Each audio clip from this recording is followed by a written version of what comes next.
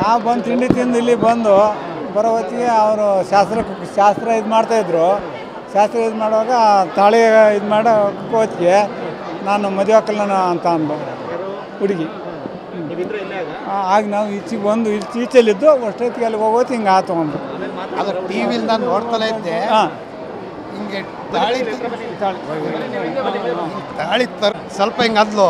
ನಾನು ಪಕ್ಕದಲ್ಲಿದ್ದನಿಗೆ ಹೇಳಿದೆ, ಇದು ಯಾಕೆ ಎಡವಟ್ ಆತೈತೆ ನೋಡು ಅಂತ. ಹಂಗಂದು 3 ಸೆಕೆಂಡು ಫುಲ್ ಕತ್ತಾಳಾಡಿಸಿದ್ದು. ಬೇಡ ಅಂತ, ಅಕ್ಕಲ್ಲ ಅಂತ.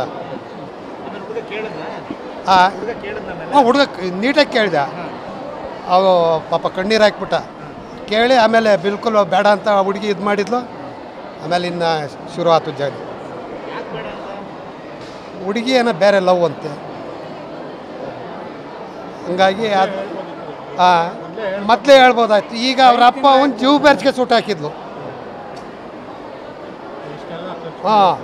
ಅವ್ರ ಅಪ್ಪ ಅವನು ಈಗ ಜೀವ ಬೆರ್ಚಿಗೆ ಸುಟ್ಟು ಹಾಕಿದ್ಲು. ಈಗ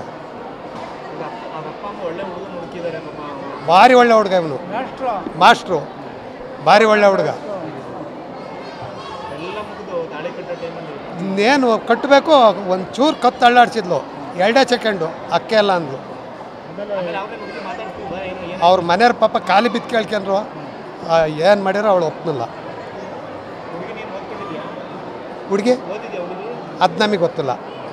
ಓದಿರ್ಬೋದು, ಅದು ನಮಗೆ ಗೊತ್ತಿಲ್ಲ. ಹುಡುಗ ಮಾಸ್ಟ್ರು. ಈಗ ಕಿತ್ತೋಯ್ತು, ಕ್ಯಾನ್ಸಲ್ ಆಯಿತು.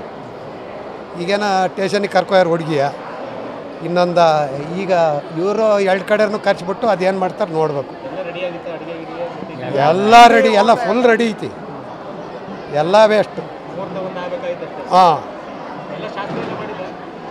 ಶಾಸ್ತ್ರ ಇನ್ನೇನು ಮುಂಚೆ ಸ್ವಲ್ಪ ಇದು ಮಾಡಿ ತಾಳಿ ಕಟ್ಟಿಸ್ಬೇಕು. ಅಷ್ಟೊತ್ತಿಗೆ ಕ್ಲೋಜು.